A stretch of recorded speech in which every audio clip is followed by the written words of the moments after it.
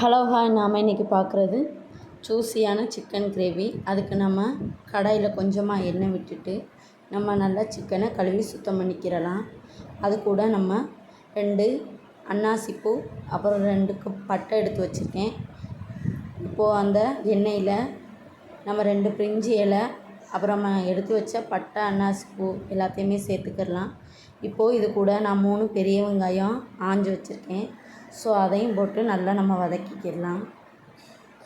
3 வெங்காயம் எடுத்தால் 2 தக்காளி இதுக்கு சரியான அளவு. இது வந்து 1/2 kgக்கான அளவு நான் சொல்கிறது. ஸோ நீங்களும் எவ்வளோ வாங்கி செய்கிறீங்களோ அதுக்கு போல் நீங்கள் வந்து கூட்டி குறைச்சி வெங்காயம் தக்காளியை போட்டு சேர்த்துக்கோங்க. இப்போ நான் இஞ்சி பூண்டு பேஸ்ட் எடுத்து வச்சுருக்கேன், இது கூட ஆட் பண்ணேன். இந்த இஞ்சி பூண்டு பேஸ்ட்டோட எப்படி ஈஸியாக இஞ்சி பூண்டு செய்யலாங்கிற லிங்க் நம்ம சேனலில் ஆல்ரெடி நான் போஸ்ட் பண்ணியிருக்கேன். ஸோ கண்டிப்பாக பார்த்து லைக் பண்ணுங்கள்.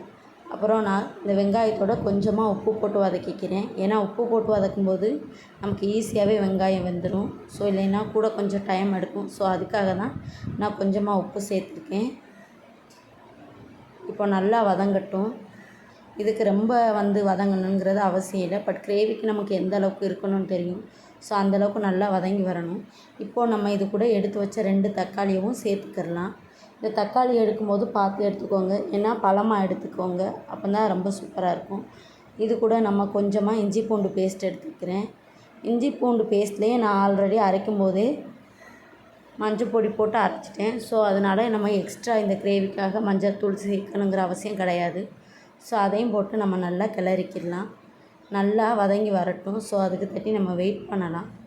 இப்போ பாருங்கள், நல்லா வதங்கி வந்துக்கிட்டுருக்கு. ஸோ இப்போ இது கூட நம்ம ஆஞ்சு வச்ச சிக்கனையும் போட்டுக்கலாம். 1/2 kg சிக்கன் போட்டிருக்கேன்னா உங்களுக்கு ஆல்ரெடி நான் சொல்லியிருப்பேன். இப்போது இது கூட நம்ம ஆச்சி சிக்கன் 65 மசாலா எடுத்துக்கிறேன். வேறு எந்த மசாலாவும் நமக்கு தேவையில்லை. கரம் மசாலா, சீரகத்தூள் அப்படிங்கிற எந்த பொடி நமக்கு தேவையில்லை. இந்த ஒரு பொடி மட்டுமே நமக்கு போதுமானது. இதிலேயே நமக்கு தேவையான காரமும் இருக்கும். ஸோ எக்ஸ்ட்ரா நம்ம காரத்துக்காக ஃப்ளேவருக்காக எந்த பொடியும் இதில் சேர்க்கணுங்கிற அவசியம் இல்லை. இப்போ இந்த மசாலா பொடியும் போட்டு நம்ம நல்லா வதக்கிக்கலாம்.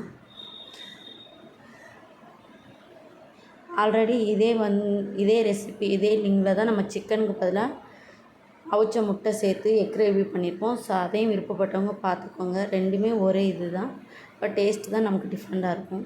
ஸோ இது கூட நான் கொஞ்சமாக கொத்தமல்லி சேர்த்துக்கிறேன். இப்போ நமக்கு தேவையான அளவுக்கு நம்ம தண்ணி சேர்த்து நல்லா அதை கொதிக்க விட்டு வற்ற விடலாம்.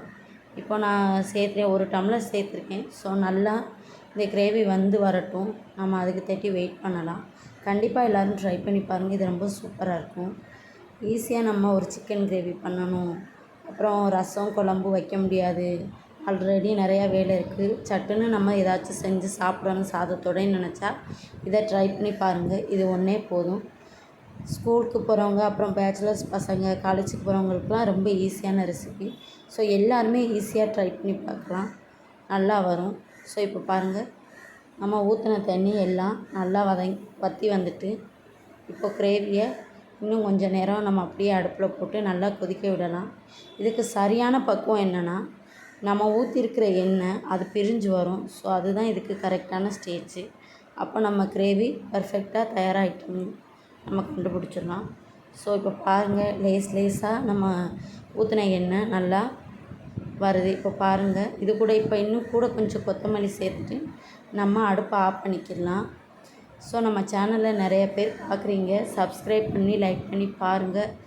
எனக்கு கொஞ்சம் சப்போர்ட் பண்ணுங்கள். கண்டிப்பாக நீங்கள் விருப்பப்பட்டவங்க சப்ஸ்கிரைப் பண்ணுங்கள். இந்த ரெசிபியை கண்டிப்பாக எல்லாருமே ட்ரை பண்ணி பாருங்கள். வெறும் சாதத்தோட ரச சாதத்தோடையில் ரொம்ப சூப்பராக இருக்கும். நம்ம அடுத்த வீடியோவில் பார்க்கலாம். Bye friends.